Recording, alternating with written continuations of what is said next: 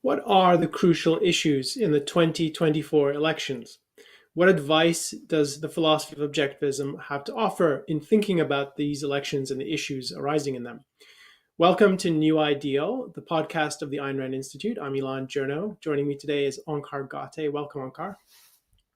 Hi, Elan. So I thought it's really important for us to talk about the elections that are coming up, and this is the first episode in what we anticipate being a series of commentary on what are some of the issues in the election, how to think about them, how we approach these issues. So I thought a good place to start is how the Institute approaches these issues, what we do and don't comment on. So maybe I'll throw that to you as a starting point. Yeah, so we're not political in the sense of endorsing candidates, telling people how to vote, and we're given our mission and structure as a nonprofit. We're not to engage in that activity, and we don't engage in that activity. But we are a philosophical organization, a philosophical institute that exists to advocate for Ayn Rand's philosophy. And a philosophy, when we're talking about a system of philosophy, which objectivism is, Ayn Rand was deliberately a systematic philosopher.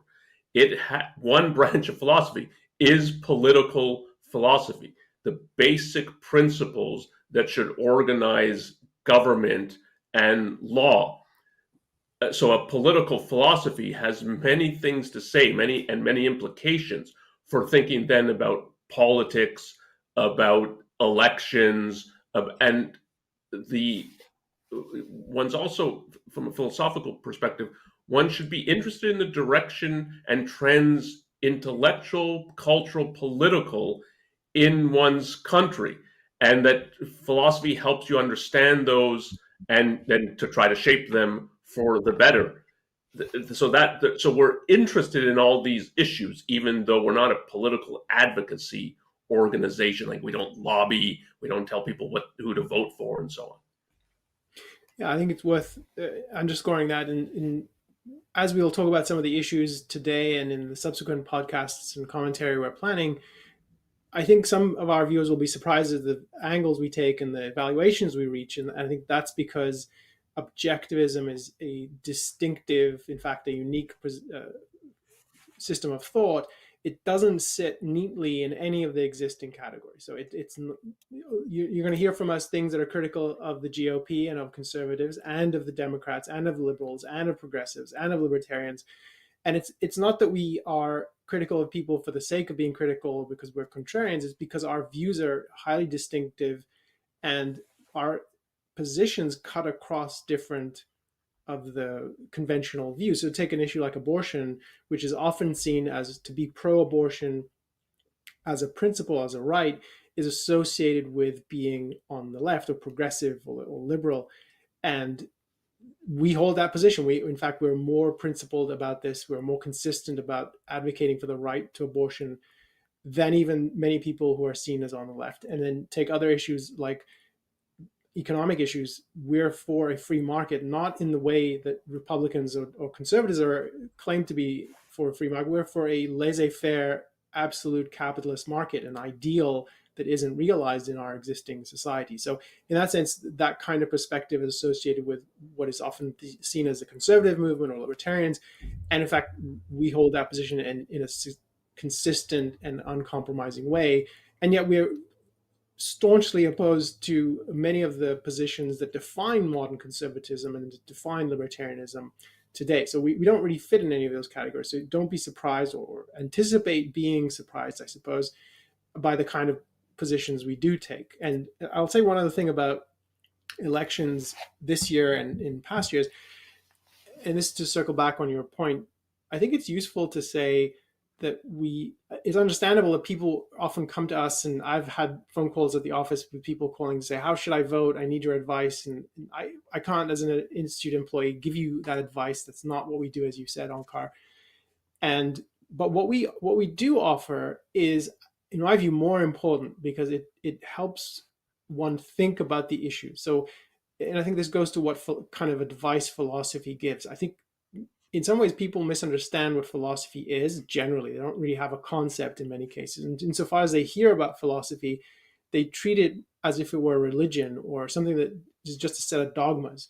And that's not what objectivism is. It's neither a objectivism tells you to vote for this specific resolution or this specific proposal or this specific candidate. I don't think any philosophy can do that, because a philosophy is a system of principles and it guides your thinking. And that's part of the value that we're hoping to offer, is to help people understand how to approach these issues and then make their own decisions. And I think it's important that people do that. And it takes work, it's effortful.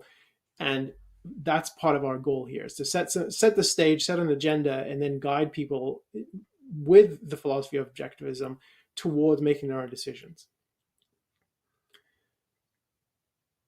It's worth pointing out, I was going to say, it's worth pointing out that people were often surprised by Ayn Rand's positions on things, even knowing some of her views. They may have read The Fountainhead or read Atlas Shrugged, read some of her nonfiction essays.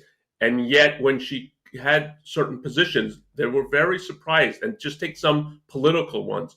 The libertarian movement that was growing starting in the 60s into the 70s, and it became a very political. People expected, well, like they talk about freedom. They sometimes talk about your novels and books and work, so that Ayn Rand would be in favor of them. And she was pretty adamantly, and I think a growing adamancy, that no, I repudiate them. They're not actually pro-liberty. They're too much on the side of anarchy and destruction. That was one element in it. And this surprised many, many people in the 70s. She articulated some of her reasons for it, but that's one position that very was startled people. Another, fast forward about a decade, was they expected that Ayn Rand would support Reagan.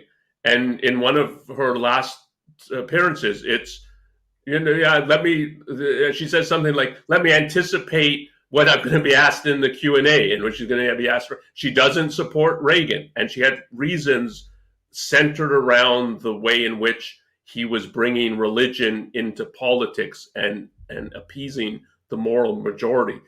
But it's if you're a real philosopher and you're thinking philosophically, you're thinking deeply about these issues.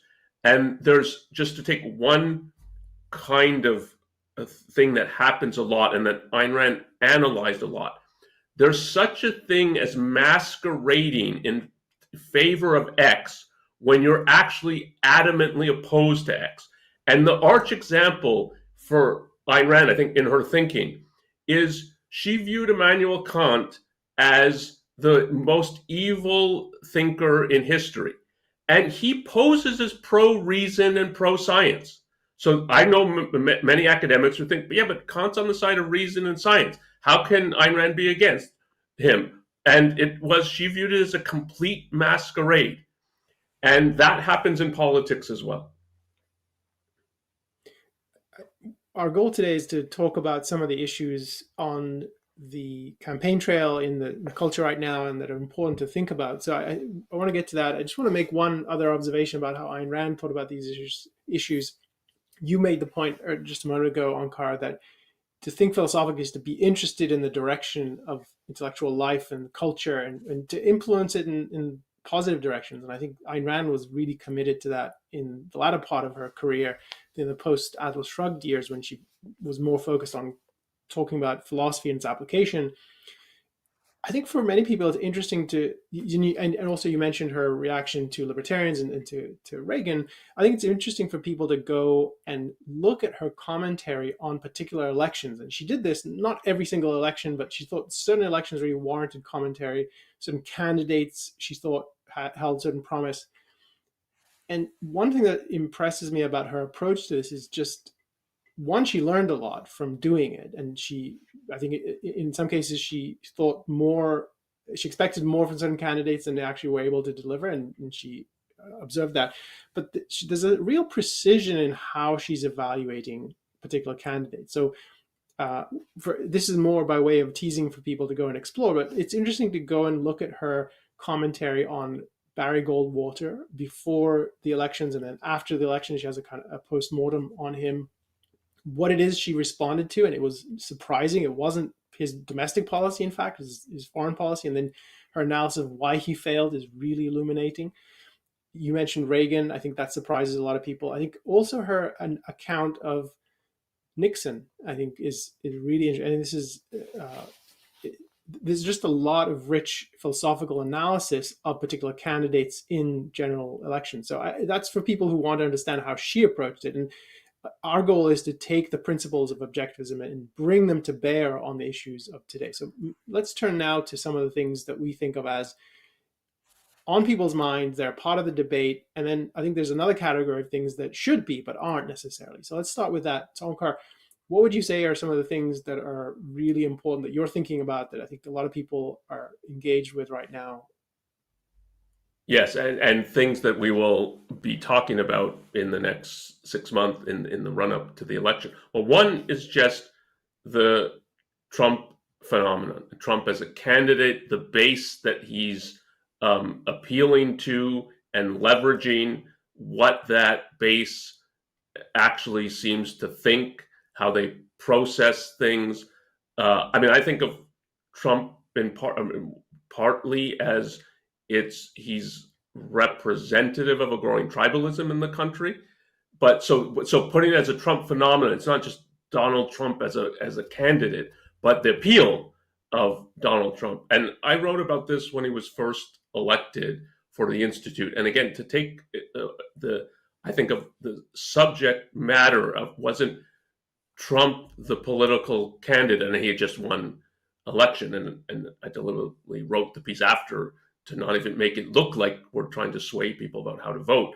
But it was the fact that he could win election running the kind of campaign that he ran, and emphasizing certain issues. So that another big issue is immigration and his anti-immigration stand and the way he spoke about immigrants, and that could attract a sizable base. So in terms of thinking about the intellectual direction of the country, where we are, how people are thinking, to what extent are they being pushed into tribes?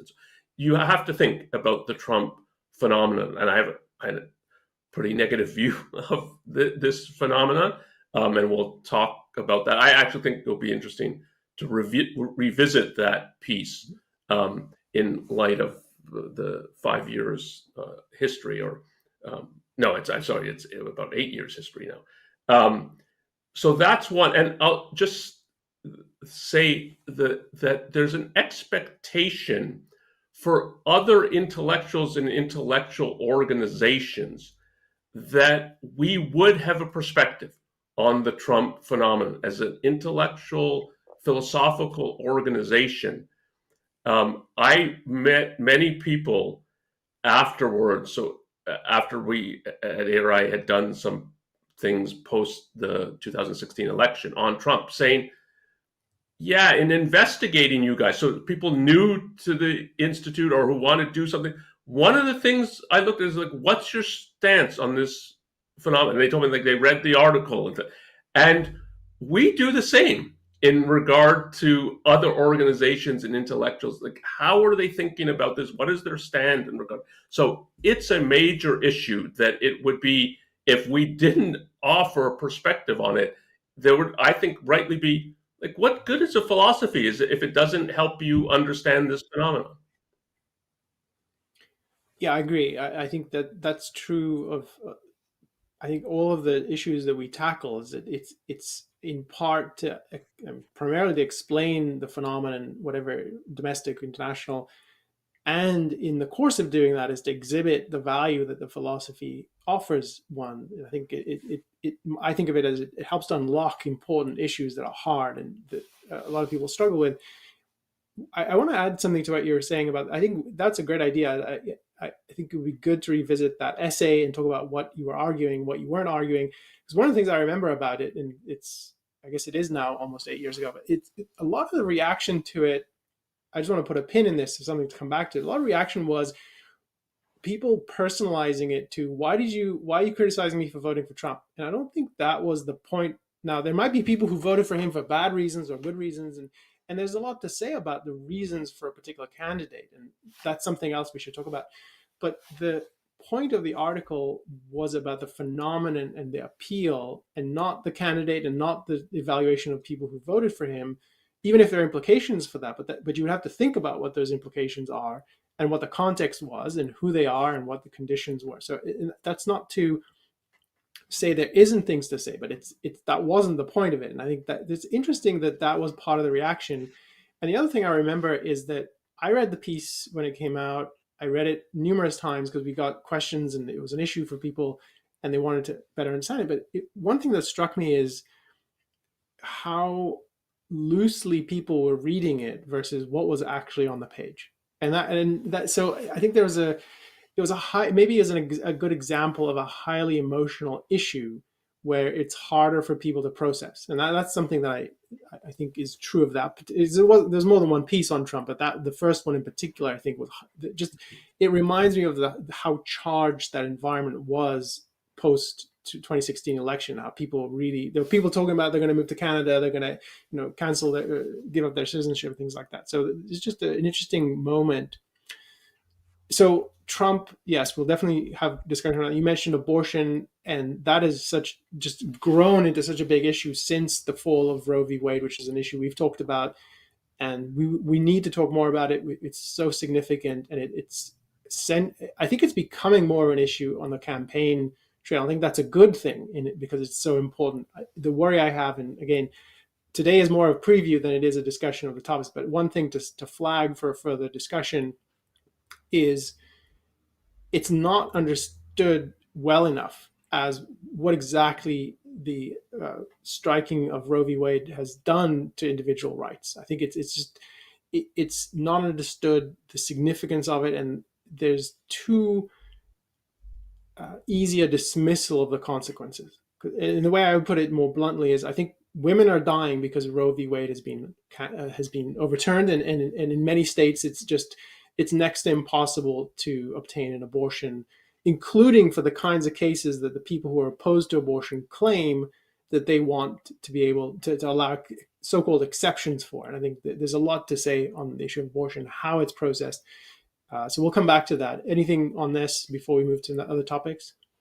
Yeah, I'll just say so. It's important in itself, the issue of abortion. I mean, enormously important, but it also tells you something about the intellectual trends, the factions and groups. So something like what happened with the in vitro fertilization. So that tells you something about what their actual views are, that they so quickly want to distance themselves. Oh, we're not saying you can't do this. Well, isn't the logic of your position that you can't do this? And so is it really that you don't care about? So what is, if you don't care about the logic of the position, what is it that you care about? And then thinking, okay, if that's what they care about, what other things would they do? How are they functioning politically, socially, culturally? There's a lot to learn. And that's, again, from Ayn Rand's analyses, that's often what you get. You get illumination both of the more concrete issue, but then, well, this tells you something about their whole way of facing the world, their whole worldview, which has implications far wider than just the abortion issue. And that, in terms of philosophic commentary on political issues, you want to be looking at both of those things. And we try to look at both of those things in analyzing the issues. So let's talk about the economy briefly. And this is something we will, a lot of these topics are things we will come back to either in their own dedicated podcast or as part of other conversations in the coming months.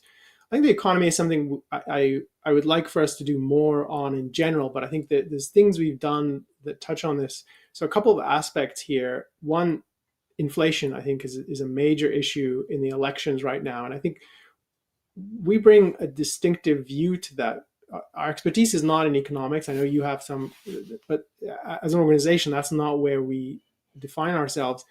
But the issue that I think is important about understanding where the inflation phenomenon is and how it's understood is how it's understood and how it's deliberately misunderstood. And I would flag here the way in which it's been disconnected or disintegrated from the recent history of what's happened in America. And I think the biggest issue that has been disconnected from inflation is COVID and the effect of locking down society for so long in such a authoritarian way, and then injecting so much money into the economy. That's just, there has to be a reckoning with that. And I don't think there's been an honest reckoning with that in the way that I've seen people discuss inflation. So I think it's something to come back to. Any thoughts on that? Um, I think of the economic issues in general of they're symptomatic of a kind of cultural shrinkage that has happened, that the discussion of the economic issues, to the extent that they happen, is so concrete and there's not even a whiff of a principle involved in the discussions. And I can remember back 30, 40 years, it wasn't like this. So part of the reason to think a lot about this is, I mean, economic issues in and of themselves matter a lot, but they also tell you something about the cultural trends and what is going on intellectually, educationally. And as a result of thinking, like, where is the country headed? If, yeah, as you said, if you can lock down people, halt economic production for that long, and there's not any real discussion afterwards of, like, was this good or bad? Should we ever do this again?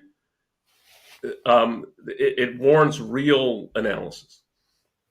I remember when, right after the midterm elections, I guess it was 2 years ago now, we discussed some of the races and the outcomes. And one of the issues that I remember flagging is how little discussion there was about the pandemic, and then not just the economic ramifications of the lockdowns, as you're saying, also the issue of maybe this is a once in a generation, maybe once in a century kind of pathogen. But the idea that you wouldn't spend time and you wouldn't campaign on, let's never let this happen again. Let's use our best knowledge to put in real mechanisms, real thought and preparedness. And one of the things we've said during the pandemic is that the preparedness for it was abysmal, and that's a real dereliction of responsibility on the part of the government. So to me, the pandemic connects to the economic issues in general, but just as an issue, it defined my children's youth for sure. It impacted so many children in schooling, and I don't think we've even come close to reckoning with the full impact of it. But just to think, we just went through almost 2.5, 3 years worth of significant disruption in economic activity, in business, daily life, the 6 feet distancing from people, the masking, and all of this. Why isn't it not discussed? And I think that there's something disturbing about that. I mean, imagine going in a personal trauma and never talking about it. And it's something comparable in my view. I think there's a lot to say about that. The fact of its absence, I think, is really revealing on that issue. Okay, there's a number of other things we should be talking about in the coming months as well. So let me flag them, and you can respond to the ones that you want to address. So a couple more just to list them off. Biden's energy, Build Back Better, and Green New Deal, all the attempts that were part of the Biden agenda that we talked about in part, but we'll talk more about. And I think it's important to think about those issues because one way to think of it, it's the mainstreaming of environmentalism, which in our analysis is an ideology, not a scientific phenomenon, not primarily a scientific phenomenon. And that mainstreaming of that view is disturbing and disruptive, and it became a big plank of what Biden's doing. And so it's important to think about that issue. A couple more just to put on the table. Foreign policy. It's right now it's Biden suffering because of his support for Israel. That's one of the narratives you hear. It's not clear that foreign policy is an issue, except insofar as it's going to cost votes in one way or another. There's no vision, I think, articulated by anybody about what foreign policy the United States should take. And this is, again, in the shadow, not that long ago, of the Afghanistan withdrawal. This was under Biden. What are we to make of that? How does that shape our future thinking about foreign policy? What is the lesson of that? And I don't think there's been any significant thought on that. We've said a lot about that. We think it's significant. Ukraine, Iran, the Gaza war. And then I think the other thing, just to flag, and I'm particularly interested in your reaction to this one, I've thought about it as a kind of cultural shift towards a readiness to protest. So I don't think protests are inherently bad, but I think we've seen in the last 10, maybe 20 years, a growing willingness and larger numbers of people going to the streets on a host of issues. So not just the BLM protests or the responses to the murder of George Floyd, but also things around COVID during the lockdowns. There were instant protests all over the place. And then most recently in reaction to Hamas's attack of October 7th. So I think there's a shift in this culture of protesting in the streets. And I think that's a significant change, that it's not a campaign issue, but I think it's a cultural issue that feeds into how to think about the election. So I put a lot of topics on the table. Let me get a couple of your reactions to that. Well, on that last one, I would say a theme that will run through our commentary and analysis, because it's an essential, is tribalism. The way in which, and you can think of it as it's going in both directions. That tribalism as a mentality infects all the ways the particular issues, abortion, immigration, the economy, and COVID, are talked about. And the way they're talked about helps strengthen tribalism. So, and I think of something like the protest movements as falling in this, as in this, and you can think of it as a downward spiral or a vicious circle of tribalism is more openly about gangs, my gang, right or wrong, versus your gang, right or wrong. And so you're not open to persuasion, rational communication, discussion. It's whatever my tribe says, that's what goes, and whatever your tribe says has to be wrong. That's not you don't have any real rational discussion left. And if that is really what you're descending into, then what you would resort to is, we're going to get our group out and show we're the bigger group, and we're going to get our way because we're the bigger group. We're the dominant group. It's tribes competing with each other, but they're competing with each other not on arguments, but on sort of the mass of bodies and strength. And so tribalism pushes, that's what we're going to do. We're going to mass protest, demonstrate, and we should get our way because we're the biggest group. But the way in which this then pushes other people to be more tribal is when that is shown either to be effective, or at least the authorities don't do anything about it. And like the Black Lives Matter protests during COVID, when we were supposed to be in lockdown, and these are allowed to happen, and with very little pushback and protest from the authorities, and so that you're not supposed to be doing this. That teaches other people, oh yeah, so I guess the way to get what we want politically is not to try to argue and with legislation, so we have to go on the streets. And that's the way in which it comes from a tribalist perspective, but it encourages tribalism. And to see that dynamic, and I think that kind of dynamic is going on with most of the issues that are either the ones being discussed or why some issues aren't being discussed. You have to see the influence of tribalism in order to really understand what is going on. So I think that, as sort of running through many of these issues, will be important to discuss. Let me put it on the table, the last issue that I think we should be talking about, and we will have more coverage on this. We've already done a number of podcasts across the last few years on this topic. I think of this as the assault or the persecution of so-called big tech. And I say so-called because I don't accept that tag. I don't accept that term. I think it's loaded and inherently pejorative. And when we were preparing for today's conversation, you pointed out something that I thought was really important, which is we're not in a place where it's a debate about should there be prosecution of Apple or Amazon or Facebook or Meta.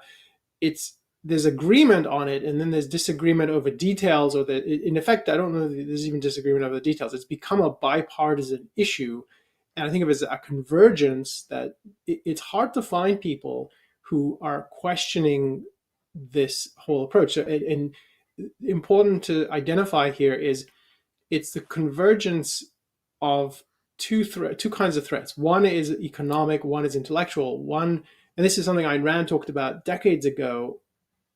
It's the push to implement antitrust legislation or antitrust rules against these companies, or the threat of doing so, and the pressure on them in terms of what speech they allow, what speech they themselves are free to exercise.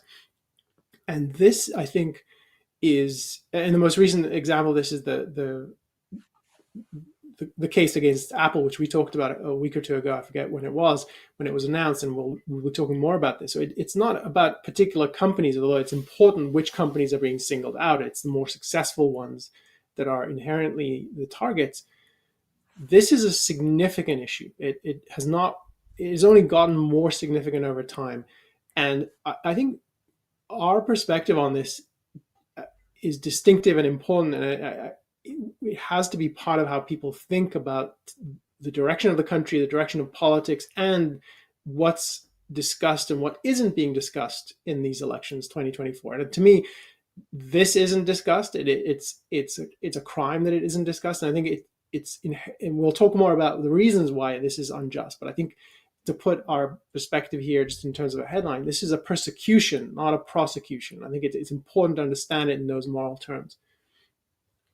Yeah, and it's important to see that issue as it impacts other issues, and it tells you something about the way people are thinking about other issues, in particular economic issues and American productivity. That there's many people who pose as, yeah, we want to see America prosper. We want to see wages going up. We want to see productivity going up. But if you're on the side of prosecuting and persecuting America's most successful companies, the companies that stand out across the world, Google, Apple, Facebook, Microsoft, if that's your target, that's who I want to go after and help undermine, dismantle, destroy. It's a pose. It's a masquerade that you care about American prosperity, the American economy. And so it's very telling. It's enormously destructive economically. Just if these companies are hampered, it's going to harm the American, anybody who's productive in America. It's going to decrease your productivity. But it also tells you something about the whole mentality. Like, do they care about making America great again? Do they care about productivity and America flourishing? And you can't, when you take your best exemplars and say, well, these we're going to destroy. You don't actually care about it. And so it's, again, like it's an important issue in and of itself, but it also tells you something about the mentality you're dealing with. So let's draw a line here. Our goal was to preview some of what is important to think about, important to talk about, and to preview what we will be attempting to cover in the coming months. Let me say a bit more about that. So, as I said earlier, we plan a number of podcasts to pick up on some of these themes and topics, and we will start unrolling that with a particular focus in the rundown to 2024 elections. A couple of other things we're planning to do, and we welcome your input. So we'll have a Q&A around this. I think I expect to do something around this with our donors at a special donor event coming up. The other suggestion you brought up before we went live, which I think is really helpful, is we'd love to hear from everyone watching. What would you want to hear more about? What kind of topics you want to hear discussed? What things do you find challenging? Send us your comments, your suggestions. You can reach us newideal@aynrand.org. We always want to hear from you on that. And then the final thing I'll say that we're planning to do in addition to these podcasts and other commentary in the run up to 2024. We will also have podcasts, at least one right after the election, to try and unpack what happened, whichever way it breaks. It's not that we're vested in a particular outcome. We want what is best for the United States and for freedom and for our own lives. But it's important to understand, I think, the election result and to see what actually drove what. And I think it's often, it takes a lot of work to think that through, because it sets the tone for the coming 4 years, in many cases, and maybe longer too, depending on how the election plays out. Okay, so that's the plan. We have a series of podcasts coming, some Q&As. We welcome your input, and we will be back here next time. Thanks everyone for being with us. Until next time.